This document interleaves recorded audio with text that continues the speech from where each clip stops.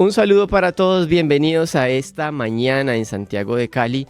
Son las 9:01 desde la IPS Medical Living Hub. Saludamos a todas las personas que se conectan a esta hora a través de La Cheverísima y a través de su página lacheverísima.co, para las personas que se conectan a través de estas redes y también a las personas que están con nosotros en vivo a través de nuestra red social. Aquí estamos revisando que estamos todos conectándonos a través de esta red social, que es a través de nuestro YouTube. Usted entra a YouTube, usted le pone @MedicalLivingHub y usted ya tiene ahí toda la conexión con nosotros. Puede interactuar a través de nuestro chat, usted puede conectarse a través de nuestras plataformas y interactuar con nosotros desde la IPS Medical Living Hub en este programa en la mañana que se llama Living al Natural. Hoy es miércoles y hoy tenemos nuestro miércoles con nuestro contenido que tiene que ver con la psicología, que tiene que ver con todo lo que nosotros hemos desarrollado para ustedes a través de la IPS Medical Living Hub. Estamos aquí ajustando unos cablecitos y unos detalles más para nuestra transmisión en vivo a través de esa red social. Y doy la bienvenida a nuestro compañero, a nuestro psicólogo de cabecera. ¿Cómo estás? Muy buenos días.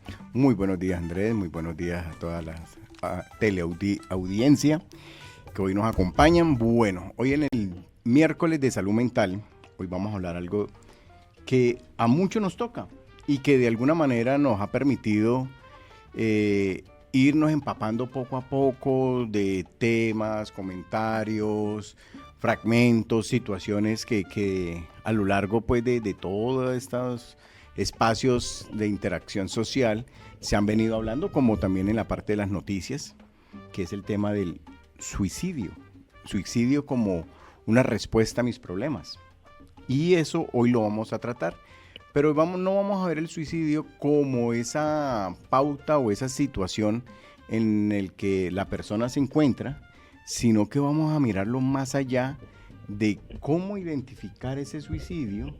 Muchas veces no es por la ausencia o la pérdida de la vida de la persona, sino cómo esas ideas en ocasiones y en un momento determinado llegan a tocar fuertemente en nuestras vidas y creemos que estamos con vida, pero realmente estamos muertos porque nuestros pensamientos, nuestras ideas nos están llevando a tener esa situación de no querer vivir más.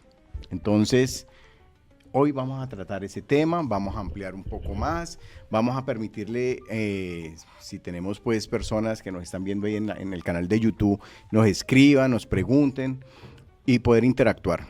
Bueno, cuando hablamos de suicidio, muchas veces ya tenemos el concepto de la ausencia o la pérdida de la persona, pero resulta que el suicidio es el factor desencadenante de una serie de situaciones por las cuales nosotros pasamos a lo largo de nuestra vida. Y no solamente el suicidio es una respuesta de una persona adulta o de un joven.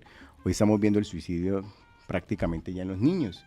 Y es producto muchas veces de todo ese contenido de inestabilidad, de carencias, de soportes en ocasiones por la misma red de apoyo de familia, que nos lleva a que muchas veces empecemos a optar por una serie de conductas muy particulares a lo largo de nuestro diario vivir, que la vamos de alguna manera normalizando, la vamos volviendo como muy, muy normales en nuestro quehacer, pero que a la vez van cargadas con una gran cantidad de sensaciones y emociones no adecuadas, no puedo decir buenas ni malas, pero no que sean acordes a una respuesta proactiva de nuestro ser. Y vamos a tocarlo hoy desde el punto de vista de los niños. Y hoy en día en los niños aparece algo que es lo verbal, la programación. Y es cuando ellos empiezan, le estamos diciendo vamos a la clase, vamos a levantarnos temprano, vamos a empezar a establecer una rutina académica, y resulta que en esa rutina académica que muchas veces los padres desconocen porque no saben cómo es esa dinámica al interior de un salón, porque muchas veces se presentan muchas situaciones distintas, hacen de que en ocasiones los niños empiecen a padecer una serie de conductas que uno dice, pero ¿por qué mi hijo se comporta así? ¿O por qué mi niña se comporta así? ¿O porque ya no quiere volver al colegio? Y resulta que en el colegio están presentándose unos elementos que llevan a que en su entorno y en su desarrollo empiecen a sentirse amenazados o de alguna manera intimidados por los demás compañeritos o por los del entorno, que hace que inmediatamente aparezca un concepto que es el miedo y el rechazo. Miedo y rechazo que hoy en día eso empieza a coger mucha fuerza y hoy en día lo catalogamos como el famoso bullying. Es lo que estaba pensando en eso de la palabra bullying, que se volvió un vez más anglo y se volvió muy popular, sí, en nuestro contexto, porque digamos que la palabra en español es un poquito fuerte, ¿no? Sí, Sí, obviamente bastante. pues con el respeto en las redes sociales y demás, esperando pues que no vayan a pasar nada en términos de sanciones, y es que también se conoce como matoneo. Matoneo. Sí, y es una palabra fuerte, es una palabra que afecta directamente, y no solamente a la persona que la está recibiendo, sino a su entorno. Cuando estamos hablando de niños, que tenemos toda la familia que gira en torno al niño, pues evidentemente se afecta por completo. Bastante, Andrés. Y lo más fuerte de esto es que ese niño o esa niña que sufre de este tipo de agresiones, porque ya son tipo agresiones, que no solamente son físicas, sino vienen siendo verbales, vienen siendo de conducta, de gestos, de actitudes, de rechazo, hace que ese niño y esa niña tengan una predisposición, pero no a un cambio o a una conducta asertiva frente a su realidad, sino por el contrario, a una reactividad, una predisposición reactiva, donde todo el tiempo cree que va a sufrir o va a padecer o va a tener un daño.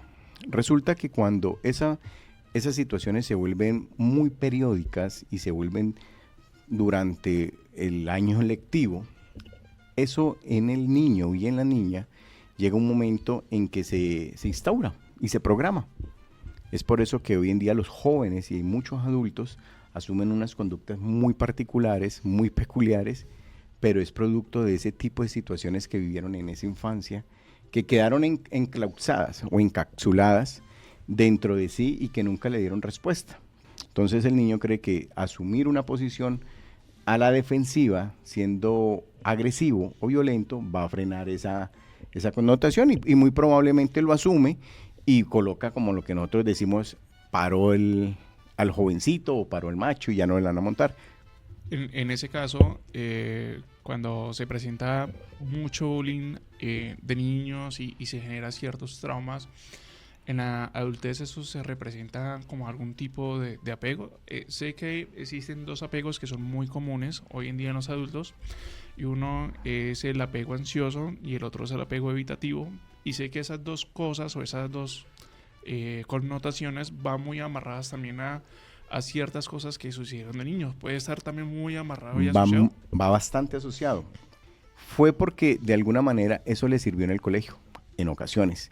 Pero resulta que cuando esos padres no le prestan atención, es ahí donde el niño empieza con una ansiedad y empieza a comerse las uñas, a veces a orinarse en la ropita, A masticar las tapitas del lapicero. a empezar a morder el lapicero, a comerse el borrador y empieza a morderse los labios. Y muchas veces esa sensación de masticar, de triturar, es como una sensación, digamos, no gratificante ante ese malestar que está teniendo, porque está teniendo el poder de generar, pero muchas veces eso se traduce en querer comer. Y es allí donde empezamos a ver que hay niños que su ansiedad la empiezan a canalizar a través de la comida. Y desde muy pequeñitos empiezan a volverse más gorditos, y esos gorditos empiezan a crecer y empiezan a fundamentarse, y resulta que después de tener una conducta donde había sido víctima por cualquier tipo de situación, entonces se le suma esa otra parte de su obesidad y empieza otra vez esa sensación de que algo me está sucediendo, algo me está pasando, todo el mundo no me quiere, todo el mundo me critica. Y resulta que los padres en esa dinámica familiar muchas veces no se pillan esos elementos, y ese niño va creciendo con esa misma posición, y hoy en día vemos adultos que se comen las uñas, que se muerden los labios, que empuñan la mano, que en ocasiones no pueden tener un bolígrafo o una tapa porque están mastique, mastique, o si no, comiendo. Es como una expresión de esa ansiedad en diferentes formas, ¿sí? Lo que está en el colegio, por ejemplo, lo que tiene a la mano es el lápiz. Yo recuerdo que el lápiz, como es de madera, eh, está la mordida, todo el lápiz estaba mordisqueado, la parte metálica donde está el borrador también. Pero yo me preguntaba de niño, ¿y por qué lo hacen? Yo decía, vicio. Es un Casi vicio de la siempre gente. esa es la palabra de los padres. Es que cogió esa manía, Esa manía. esas mañas. Pero resulta que esa manía y esas mañas es producto de una situación en la cual el niño no ha podido incorporar una respuesta clara. Entonces, ¿qué pasa con ese niño? Hoy en día estamos viendo niños que dicen, yo me quiero morir. Yo prefiero morirme.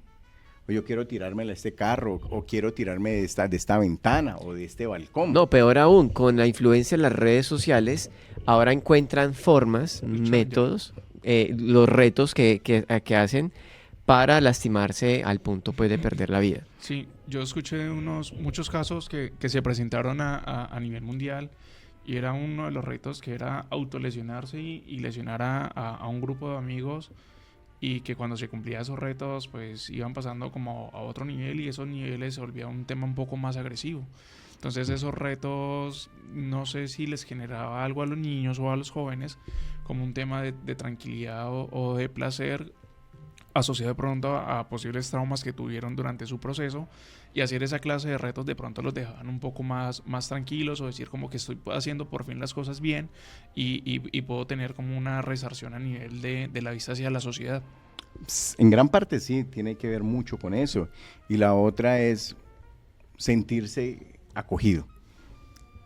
Tenemos que tener en cuenta de que cuando una persona, ya sea un niño, un joven, un adulto o una persona mayor, ha tenido algún tipo digamos, de violencia, en este caso, un rechazo, y haya sido víctima de un instante pequeño, pero muy significativo, este tipo de retos en los niños hace de que él, de alguna manera, se sienta acogido y no rechazado. Entonces, cada vez que estos retos van de alguna manera siendo superados por ellos van cogiendo mucha más fuerza, pero es algo curioso. Esa sensación, esa inferioridad emocional que queda allí marcada, es la que le está dando la pauta para que la otra persona que está cogiendo o imponiendo el reto, el niño y el joven empiecen a hacerlo. Entonces, cada vez que él acude, digamos, a una autolesión, me corté la mano, me corté la muñeca, o me hice una raya en los pies, o me profundicé, inmediatamente le asumen, qué bien, lo hiciste, ahora sigue lo otro, pues quita tu dolor y saca esa sensación y muéstrale que eres capaz. Pero resulta que en ese muéstrale que es capaz y todo, realmente lo que está el niño o la joven viendo esa parte no es el dolor físico o el dolor, sino que está viendo ese rechazo que estuvo durante mucho tiempo, y que en estos momentos, en vez de enfrentarlo, aclararlo y establecer pautas, lo está enfrentando consigo mismo, y de alguna manera está generando unos espacios muy agravantes que pueden llevarlo a tener un plante frente a su vida, que es el plante ante el suicidio. Claro, hay unos retos que son supremamente peligrosos, de los cuales uno es la famosa ballena azul. Tiene que cumplir como 50 retos y su último reto es el suicidio, un ejemplo claro. O el otro que se llama asfixia o choking, que consta de que estás jugando con otra persona y lo que haces es hacer una asfixia mecánica hasta el punto que esa persona se desmaye, y luego van pasando entre personas y personas. Creo que son retos bastante fuertes, demasiadamente peligrosos, pero que hoy en día se siguen haciendo. Y continúan, y que lastimosamente no se ha generado una conciencia real de un acompañamiento a este tipo de jóvenes. Tenemos que ser muy claros de que muchas de estos retos que aparecen como algo innovador y algo llamativo para los jóvenes, que de ser algo más educativo es algo mucho más dañino, tiene que ver mucho con esa ubicación, esa disciplina, pero al mismo tiempo tiene que ver con ese acompañamiento de esa red de apoyo. sin una red de apoyo para ese jovencito, porque ya empezamos a escalonar, ya dejamos el niño con la idea, pero ya estamos con el joven que empieza a hacer ese tipo de actividades, es porque de alguna manera esa red de apoyo no está funcionando, no está sincronizada en cuanto al acompañamiento, en cuanto al conocer, en cuanto a la dedicación de tiempo. Y una de las manifestaciones que tiene que ver hoy en día con el suicidio es la soledad, la ausencia de una persona referente que tenga una coherencia con una realidad, puede ser un papá o mamá, pero que muchas veces están más alejados frente a sus propias necesidades o a las necesidades laborales o a algún tipo de circunstancia muy particular que hacen de que esa personita que se está formando empiece a estar sola. Y lo único que tiene en ese momento es una red social que lo está llevando, lo está induciendo, lo está equiparando frente a muchos elementos para que él se sienta capaz. Y la mejor manera de establecer son sofismas de decir, usted es el dueño de usted mismo y usted toma sus decisiones. Cuando esas decisiones de alguna manera van encaminadas a otro tipo de vínculos que tiene esa red de apoyo o esa red social inadecuada, porque está buscando siempre es más atraer gente frente a ese tipo de patologías, porque ya tenemos que empezar a hablar de que ya hay un inicio de una enfermedad emocional, más no una patología, y que esa enfermedad hay que empezarle a darle un tratamiento. Ok. Hay un tema que se ve mucho y creo que es demasiadamente viral y es el tema de la separación de los papás, donde hay un tema donde pues hubo una ruptura y el niño diríamos que tiene que vivir en dos ambientes distintos. Entre la semana vive en un ambiente con unas políticas de su casa o de la mamá, y los fines de semana vive bajo otro mundo, otro contexto y bajo otras políticas. Hoy en día hubo un neuropediatra en la Fundación Valle de Lili que nos decía que cuando se tiene esos dos contextos y presenta esos cambios tan fuertes, genera ciertos traumas en los niños. Eso debido a que como están viviendo en dos espacios, dos ambientes y dos tiempos distintos, eso genera que también tenga una cierta represión, y se puede considerar en algunos casos que el niño está cursando con algún tipo de autismo primario o leve, porque ellos simplemente se encapsulan en ellos mismos y empiezan a disminuir el tema del habla, o que no tienen ciertos comportamientos que son adecuados a su edad, o que simplemente es muy difícil en el tema de las gesticulaciones. Entonces, ese pequeño trauma que también hay desde la casa y que no hay una muy buena red de apoyo, está generando que el niño desde muy temprana edad empiece a generar ese aislamiento, y ese aislamiento más adelante va a llevar como una correlación o una catástrofe ya cuando entre al mundo colegial, porque van a decir, ahí es el rarito del colegio, o ahí está la persona que mantiene muy aparte. Entonces empieza a abrirse un camino hacia el bullying. Bueno, sí, hay algo aquí hay que tomar y aclarar mucho para las personas que están aquí escuchando y que son padres y que han pasado por un proceso de separación y que a su vez tienen ya dos hogares conformados. Tenemos que tener en cuenta de que ese niño tiene unos arraigos, y esos arraigos de alguna manera han sido fortalecidos por esa imagen de ese papá y esa mamá, que solamente los tienen en ese núcleo familiar. Pero cuando ese núcleo familiar se separa y empiezan a ver las relaciones paralelas, los hogares paralelos, ellos siempre van a estar como en un instinto de supervivencia, es buscar qué es lo malo y qué es lo bueno, cómo es él, y empiezan las comparaciones. Y en ese juego de comparaciones empieza a haber mucho un lenguaje simbólico en el niño que hace que inmediatamente él genere procesos de adaptación, pero no frente al querer, sino frente a la duda y frente al miedo. Y es allí donde esas ausencias, que son muy marcadas, pueden volverse en ocasiones una constante en su vida, donde coge y sus pensamientos los bloquea, donde su habla lo bloquea, donde su conducta lo bloquea, y se vuelve un niño, después de ser un niño activo, a un niño pasivo.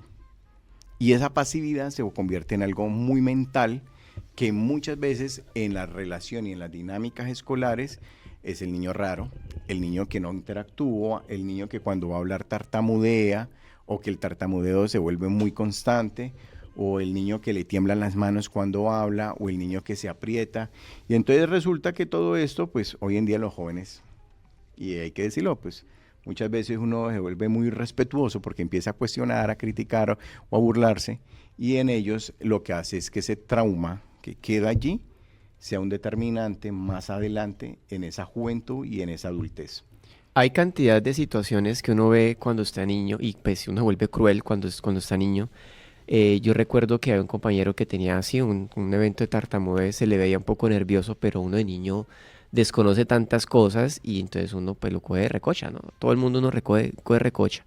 Y hasta la misma persona, el mismo compañerito, pues se prestaba para eso y trataba como de aceptar ese ambiente para sentirse aceptado en ese grupo, en esa parte.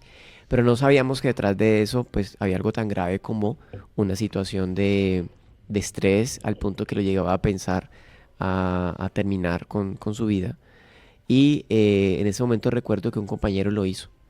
Recuerdo que infortunadamente éramos compañeros, creo que era bachillerato, los primeros niveles de bachillerato, o sea, éramos muy jóvenes, muy niños, y decidió terminar con su vida. No supe exactamente cuál fue las razones, sí sabíamos que pasaba algo en el interior de su casa, algo con sus padres, pero lo afectó a tal punto, y bueno, creo que eso es un llamado para que nosotros seamos un poco más sensibles, ¿no? Con lo que pasa alrededor, con quienes están alrededor, y desde ahí empezar a analizar pues los comportamientos de los demás, que no siempre son como tan porque sí, ¿no? Como que de reacción. Cada comportamiento va detrás de una situación vivida y cada situación vivida tiene algo muy marcado, que es una situación que me incomodó, me dañó o que simplemente tocó mi vida.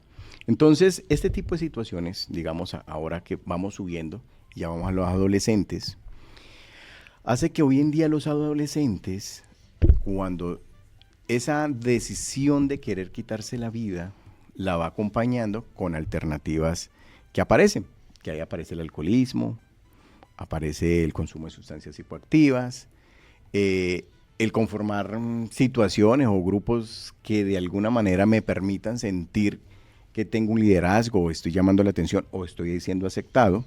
Y cuando esas dinámicas empiezan a formarse en el joven, empieza a generar de alguna manera una justificación de sus conductas producto de algo que yo viví. Entonces, claro, ¿no? Yo ejemplo, el joven que toma bastante licor, y resulta que toma licor es porque en un momento determinado todo el mundo lo hizo a un lado y quiere llamar la atención. Y es el más contento y es que sube a la mesa y ríe y todo, pero en el fondo todavía sigue con ese vacío y esa soledad que no ha podido solucionar. Doctor, pero podríamos pensar, pues no sé si hace parte del psicoanálisis o de un aspecto más social, que cuando una persona tiene, por ejemplo, un comportamiento de un acercamiento al alcohol, es porque, y empezar como a definirlo, como que hay unos puntos muy claros, es decir, para dar un ejemplo, la persona que consume alcohol de seguido es porque tiene un vacío en su vida y quiere llenarlo con alcohol, punto. ¿Sí? Podemos llegar a ese nivel de detectar el por qué se hace ese tipo de acción. Bueno, el detectar muchas veces el por qué uno siempre lo asocia porque hay una carencia. O sea, conductas nocivas, dañinas dentro del comportamiento y dentro del diario vivir de una persona que son repetitivas, hay una connotación de algo. Empecemos por ahí. Esa connotación muchas veces tiene un sentido que nosotros disfrazamos cuando justificamos las situaciones y decimos, no, es que digamos en la casa son muy alegres y nos gusta mucho estar tomando. Entonces uno no lo ve como algo normal.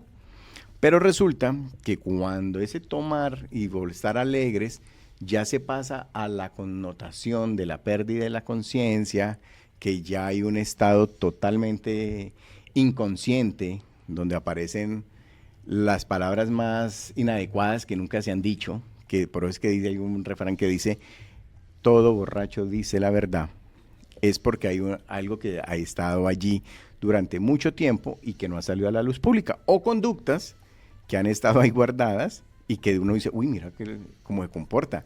Entonces son producto de ese tipo de situaciones que han ido muy marcando a la persona, que las ha ido ocultando, y no precisamente, digamos, aquí en el core, pero son factores que desencadenan o liberan una situación que ha estado por allá reprimida. Entonces, cuando eso se vuelve repetitivo y el joven ve eso y ve cómo de alguna manera es permitido por el entorno y por su red de apoyo, pues va y lo hace afuera, pero lo hace producto de esa carencia o de esa situación que no ha podido dar resuelto. Por eso es que nosotros siempre decimos, uno puede tener un hobby y puede volverse adicto, entonces volvámonos adicto al deporte. Ah, pero ¿por qué te volviste adicto al deporte?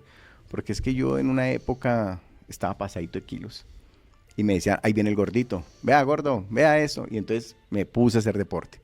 Pero resulta que ese que me puse a hacer deporte es producto de esa, muchas veces, corresponsabilidad mental que tiene la persona, que todavía no tiene concepto de que tiene que tener unos hábitos saludables, sino que es porque me ponían un apodo. Cuando ya la persona entra en el concepto del hábito del deporte, digámoslo en este caso, ya hay una connotación de su físico, pero a eso súmele que vaya con un acompañamiento más profesional. Entonces ahí le dicen, es que mire que usted está regulando sus hábitos saludables, va a evitar este tipo de enfermedades, con el tiempo ya no se le va a caer el cabello, no va a utilizar gafas, el tono de su piel va a estar acá, la parte de sus... sistema digestivo va a estar funcionando de una manera, ya la parte de sus sueños y sus pensamientos van a cambiar. Entonces la persona asumió un hábito, asumió una posición y se volvió adicto, digamos, al deporte. Mira que me hiciste acordar también de eso en el colegio, es que en el colegio pasaron muchas cosas, ¿no? De un compañero que él era más bien, sí, gordito, era gordito, y aparte de eso, él tenía ceseo, hablaba lo que decíamos en el colegio, lengua y sopa, ¿sí? Yo sé para que las personas que nos están escuchando a través de la Chéverísima me entiendan, y es esto. Después, pues terminamos el periodo de bachiller, cada uno pues se gradúa y pues sabemos que nos perdemos todo, nos embolatamos. Pero gracias a las redes sociales, hace un buen tiempo lo vi y esta persona está viviendo en Nueva York y está trabajando como modelo, pero ya no está gordito, está modelo de pasarela masculina Claro, a Nueva York. por completo. Entonces calculen qué fue lo que sucedió en su vida, la conciencia que él hizo, reacción seguramente a lo que nosotros le hicimos. Digo nosotros, me incluyo por ser grupo, pero realmente yo no era los que pasaba haciéndole bullying porque digamos que gracias a Dios desde muy joven, muy pequeño, tuve una formación bastante respetuosa por los demás, pero ver luego después en redes sociales cómo él decidió refugiarse, creo yo, en tener una vida fit, llegar al punto del modelaje, y para mí en ese momento yo lo sentí como un demostrarle al mundo de que, hey, yo ya no soy ese gordo. Es que, a ver, nosotros, y tengo que decirlo así, lastimosamente somos personas de inmediatez. Queremos que el efecto y el resultado sea ya. Entonces, nunca estamos como conscientes de ese acompañamiento, digamos, de esa persona que está sufriendo, porque es un sufrimiento bastante, motivándolo a que empiece e inicie. El gran problema de todas las personas para poder disminuir esa carga, y ya empezamos a tocar unos temas aquí, depresivos, ansiosos, melancólicos, que hacen parte de unos elementos contundentes en el suicidio, no lo hacemos. Entonces lo que nosotros estamos buscando es, todo el tiempo criticamos y le decimos, ¿y usted qué está haciendo? Mire, está así, pero ¿qué hace? No cambia nada. Pero nunca lo llevamos a que, venga, hoy hagamos una cosa, paremos hoy y vamos a caminar un rato. Hacer como ese tipo de enganche muy subliminal para que él o ella empiece a sentir de que puede hacer algo distinto. Hey, venga, que aquí puede usted de alguna otra manera empezar a tener otra conducta. Y entonces no le buscamos soluciones, sino que las alternativas se empiezan a disminuir. Entonces el cuestionamiento y el juzgamiento hacen que inmediatamente esa persona se cierre a eso. Por eso es que el acompañamiento es muy vital desde el inicio, pero no obligándolo, sino invitándolo. Y paulatinamente él va asumiendo. Entonces cuando ya él empieza a tener ese control, aparecen esas alternativas que es de educativas, que hacen de que él inmediatamente complemente ya no la caminata, sino con un deporte, ya no el deporte, sino que ya tiene la presencia de un profesional que le va a decir, mira, su alimentación tiene que ser así, no gaste tanta plata en esto, coma huevito cocinado, verduras, y empiece usted también a tener una rutina, bájele al azúcar, bájele a las harinas, y siga. Pero también vuelve otro profesional y empieza a venderle otro tipo de productos que de alguna manera no sean invasivos a su salud física, sino que ante el contrario, fortalezcan ese deseo de cambios sin hacer daño en el cuerpo. Y es ahí donde esos cambios empiezan a mostrarse. Sino que lo curioso es que nosotros vemos el inicio y vemos el final, pero nunca nos quedamos en el proceso y nunca buscamos quiénes participaron en ese proceso para sacar a esa persona que estaba sufriendo con esa idea de suicidio, con esa tendencia a no querer vivir más, pero que de alguna manera se dio la oportunidad de cambio y quiénes estuvieron allí. En ese caso, dentro de toda la ruta que mencionas, creo que también es importante incluir a los papás en muchas de las rutas psicológicas, porque a veces los papás también pueden ser muy crueles. A veces los papás les dicen, cuando llegan a los niños y dicen, no se junten con ese niño porque usted no va a llegar lejos, pero no en el sentido de que el niño está haciendo cosas malas. Es más bien porque tiene un tema asociado a lo que nos decía Andrés, que de pronto es un niño más alejado, de pronto se siente muy triste, y a veces los papás dentro del entorno lo identifican y le dicen a los niños, no se junte con él porque si no eso se le va a pegar, o va a ser igual, o con las personas con las que usted anda, posiblemente usted se convierte. Entonces eso, aparte de que está poniendo en una posición entre la espada y la pared de ese niño, de justificar su comportamiento del otro niño que posiblemente tiene algunos problemas, también está poniendo en un contexto de un trauma a este niño, porque dice, no puedo ir en contra de mis papás porque ellos me están solicitando de que no me junte, pero este niño no es malo y no está haciendo nada malo, pero no puedo hacer nada. Entonces es un niño que también está en un tema de flor, de que está generando también otros traumas por algo que no es directamente de él, y también se acarrea todos los problemas asociados a esos otros niños que ya están demostrando esas situaciones. Sí. Claro que sí, doctor, es que hay diferentes situaciones que nos empiezan a afectar y lo que no calculamos muchas veces es que, no sé si la palabra sea la propia trauma, que desde niños y por el resto de nuestros días tenemos un rasgo de eso. Yo quiero que usted me hable en un momento de ese tipo de traumas y situaciones que nos van a llevar. Por ahora quiero saludar a todas las personas que nos escuchan a través de la Chéverísima. Si usted está intentando ingresar a YouTube en este momento y buscarnos en vivo, pues no nos va a encontrar. ¿Por qué? Hay un problema con la internet aquí en la zona, me están confirmando, entonces no estamos transmitiendo en vivo, pero está grabado, ¿ok? Así que en un momento lo limpiamos, lo organizamos y queda igual en nuestra red para que no pierda usted la continuidad con todos los contenidos que tenemos desarrollados para ustedes, para que comparta este programa de hoy que está muy interesante, que tiene mucho valor y que por supuesto a todos nos interesa. Yo sé que de alguna manera unos y otros nos identificamos con lo que estamos hablando y con lo que estamos diciendo, y por eso es importante que usted nos siga en la red social. Si usted entra a YouTube, le pone @Medical Living Hub y dice un botoncito abajo por la derecha que dice suscribir. Usted le da clic allí, no tiene ningún tipo de costo, es gratuito, usted le da a suscribir y nos sigue. Y si usted puede también active una campanita que está por ahí alrededor. ¿Para qué es eso?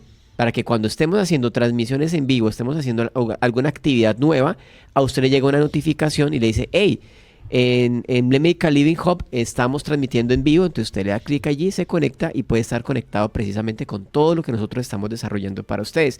Y no se pierdan todas las nuevas cosas que tenemos. Por ejemplo, este mes, que es el mes de la madre, tenemos todo un servicio de spa diseñado para ustedes madres, para ustedes mujeres, para ustedes hombres, ¿sí? Porque no estamos excluyendo a nadie en este servicio. Es un servicio de spa, una terapia completa que tenemos disponible para ustedes. Es aquí mismo en la IPS Medical Living Hub. ¿Dónde estamos ubicados? Estamos ubicados en la calle 25, número 484, segundo piso. Calle 25, número 484, segundo piso. Es sobre toda la calle 25, no tiene cómo perderse. Y usted puede venir en su vehículo personal. Aquí hay un parqueadero privado cubierto, no tiene ningún tipo de problema para que usted llegue en su vehículo, en su motocicleta. Aquí hay seguridad para esta, para esta parte. Incluso aquí cerca está una de las estaciones del mío. Si usted viene en transporte público, también puede llegar, caminar un poquito hasta la IPS Medical Living Hub y conocer todo nuestro servicio, nuestros productos y todo lo que nosotros tenemos a su disposición. Y no solamente ese servicio de spa, que incluye masaje personal, masaje en pareja, masaje terapéutico. Hay unos masajes especiales que son los prequirúrgicos y unos que son los postquirúrgicos, y eso ha sido muy importante. Muchas personas, después de invertir, digámoslo así, de ponerle su recurso a una cirugía, ven que con el tiempo como que no tiene el resultado que usted esperó, ¿sí? En términos estéticos, por ejemplo. ¿Y a qué se debe eso? A que no se cuidó, no hizo su terapia postquirúrgica. Bueno, en la IPS Medical Living Hub estamos ofreciendo este servicio para ustedes. Vengan pronto y llamen al 313-5044-993. 313-5044-993 y usted puede pedir toda la información al respecto del spa, al respecto de nuestros suplementos vitamínicos y algo muy importante que es la sueroterapia. Tenemos sueroterapia aquí en el lugar. Si usted ya conoce la sueroterapia y dice, chéverísimo, me gustaría, quisiera, pero es que no tengo el tiempo suficiente, no se preocupe que también tenemos un servicio extramural. O sea, tenemos un servicio a domicilio. Podemos ir hasta su casa con el suero. Es el especialista encargado, no va a ir cualquier persona, no es un cualquier domiciliario que va a llegar, sino que por el contrario es una persona profesional en el área. Incluso ayer estábamos hablando con el compañero, con el enfermero jefe, Juan Carlos Ramírez, sobre esas visitas que hace de enfermería, ¿sí? Él también hace estas visitas de enfermería. También tenemos ese servicio de enfermería aquí en la clínica, en la IPS Medical Living Hub, pero usted llamando al 313-5044-993 puede seleccionar una cita, puede separar una cita con el enfermero para que haga, si usted está en un proceso de curaciones, le haga sus curaciones, le haga sus atenciones, porque sabemos que muchas veces se complica el desplazamiento hacia algunos sitios. Bueno, desde la IPS Medical Living Hub tenemos este y otros servicios disponibles para usted. Ya sabe, entonces, marque al 313-5044-993. 313-5044-993 y pregunte por todos nuestros servicios y por todo lo que tenemos a su disposición. Desde la IPS Medical Living Hub, recuerde que nosotros transformamos vidas y transformamos tu salud. Continuamos con este tema de hoy que tenemos desde este espacio que es Living al Natural, hablando sobre esa influencia que podemos ejercer alrededor de los que están en nosotros y que pueden llevar a tomar una decisión nefasta, como puede ser el terminar con su vida. Entonces, hablando de esto, antes hace unos minutos hablábamos, doctor, de cómo ese tipo de traumas, ¿sí? Que suceden desde niño, ¿sí? Que uno piensa que no pasa nada, es un asunto, me quedó en la memoria, pero eso no sucede, no sucederá nada más de allí. ¿Qué puede pasar de ahí en adelante? ¿Cómo pueden empezar a hacer un meollo en nuestra mente y afectarnos de una manera muy fuerte? Bueno, retomamos. Tenemos que impartir algo que, y no son en todos los padres, pero sí en la gran mayoría, tienen un efecto de sobreprotección. Esa sobreprotección muchas veces inciden en la conducta de un niño y de un joven. Partamos de allí. Resulta que este niño o esta niña o esta jovencita o este jovencito padeció una situación de bullying y de alguna otra manera eso lo llevó a que él asumiera una posición un poco conservadora, por no decir, no fue a pelear, pero se quedó con su dolor, su malestar, y sus padres lo que hicieron fue, venga, no se junte, lo que decía aquí el doctor, con estas personas porque son egoístas, son envidiosas. Entonces él empieza a montar ya esa situación en su cabeza y empieza a darle como un sentido a una respuesta dolorosa, marcante, maltratante en la vida de él, y que la asume como que una verdad absoluta.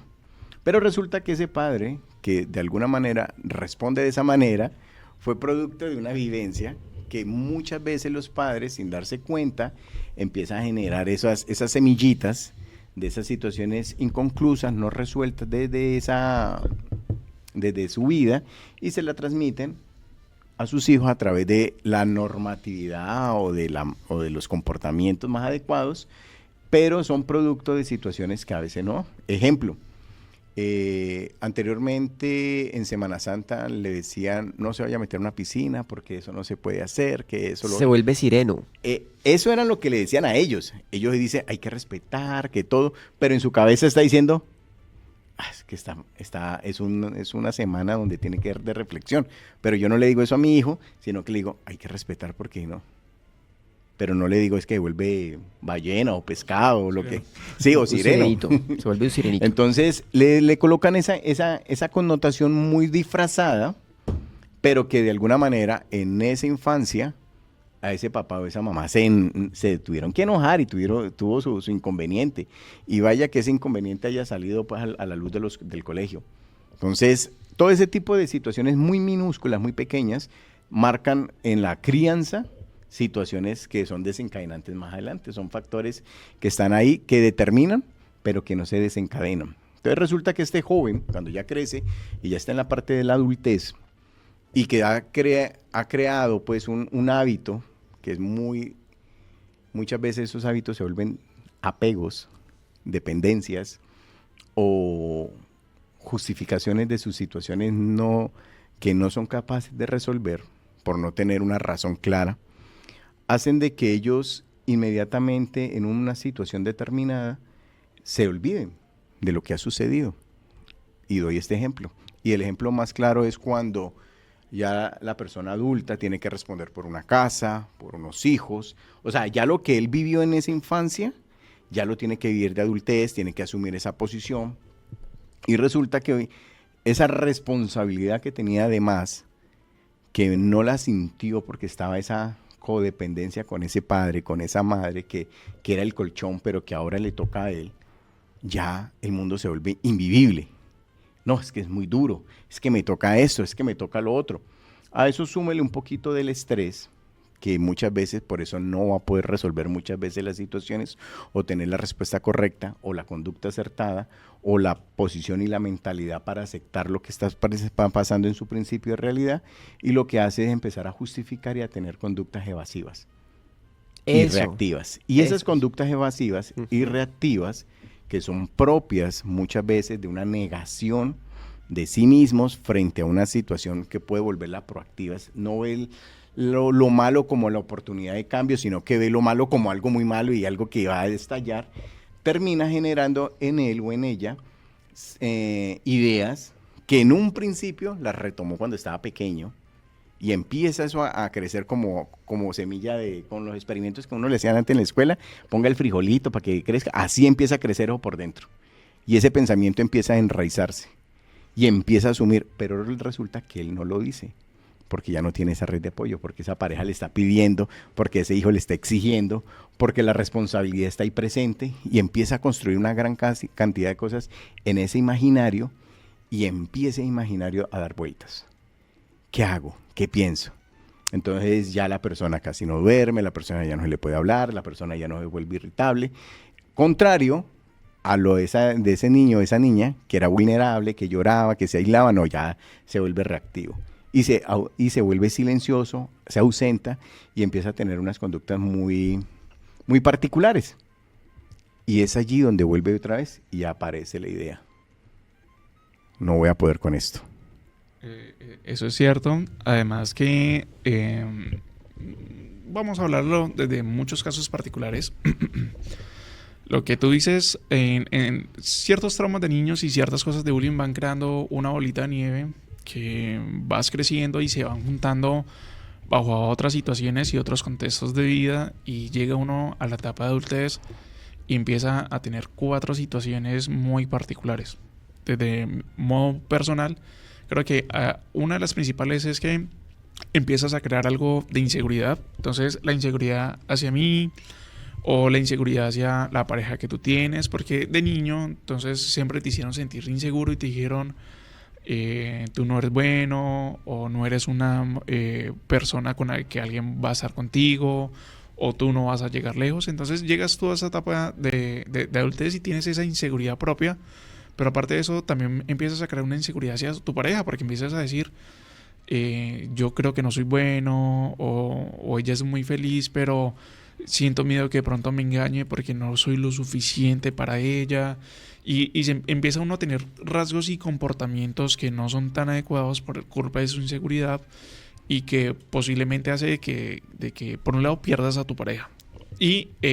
O posiblemente no, posiblemente va a estar la pareja que diga, yo te entiendo, pero tienes un tema de inseguridad, manéjalo. Entonces ahí empieza toda la ruta de terapia.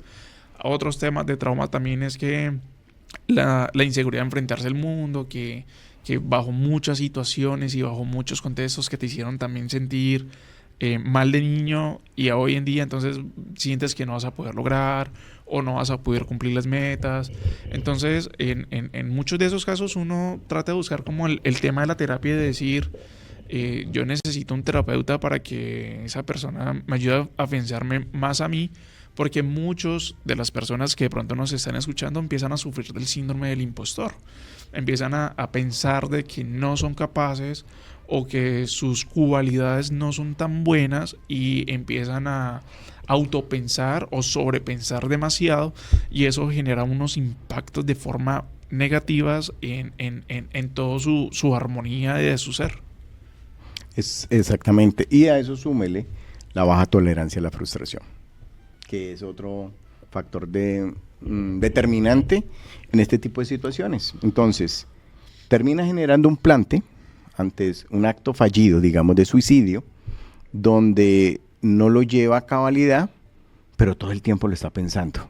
Y hoy en día vemos personas adultas que tienen una vida común y corriente, porque uno no está allí, pero no son felices.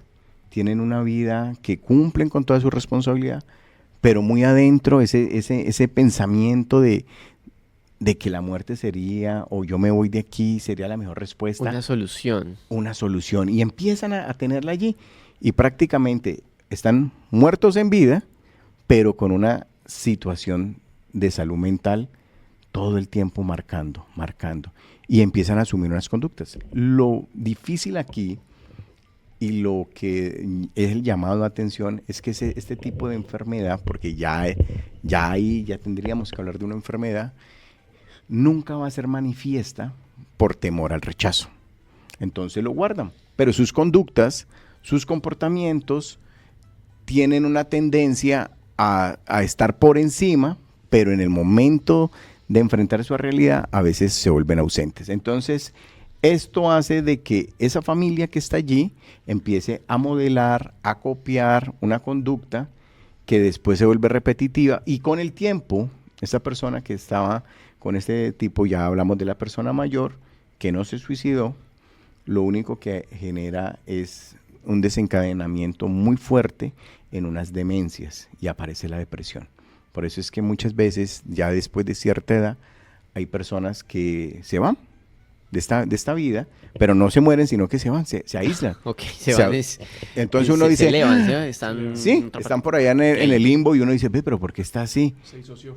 Y ahí uno dice, opa, es que no quiere estar acá, sino que ya está recordando todo su vivencia y de queda calladito. No, es que durante mucho tiempo esta persona estuvo así, y ya en la persona adulta o la persona mayor, que es el término real, es su escape ante eso. Por eso es que hoy en día nosotros tenemos que tener mucho cuidado y estar muy atentos a cómo educamos a nuestros hijos, cómo compartimos nosotros con nuestro entorno, cómo buscamos soluciones ante situaciones muy pequeñas, pero también cómo de alguna manera nosotros podemos ser un canal para que las otras personas tengan un tipo de ayuda. Entonces, y aquí pues voy a hacerle un poquito de propaganda, aquí en la clínica tenemos que tener en cuenta de que estamos fortaleciendo este tipo de procesos de una manera muy terapéutica, de una manera donde cogemos al sujeto, al individuo, hombre y mujer, y empezamos a establecer un proceso de escucha desde la parte emocional, desde la parte mental, y un acompañamiento desde esa salud física que tiene que ir de la mano. Y cuando ya tienes ese acompañamiento desde la salud mental y la salud física, viene la salud espiritual. Y vuelvo y digo, la salud espiritual no es como lo que queramos ver de ese concepto bíblico formativo, sino de ese darse cuenta de que hay muchas otras alternativas que le pueden permitir a esta persona empezar a buscar un acompañamiento y a fortalecer esas tareas que se dejan desde la salud física, desde la salud mental, con la parte espiritual. Y es allí donde él tiene que tener esa vocación, ese talante, esa capacidad, el fortalecer ese espacio. Y te doy un ejemplo, Andrés, por lo menos la persona que ha sufrido de obesidad.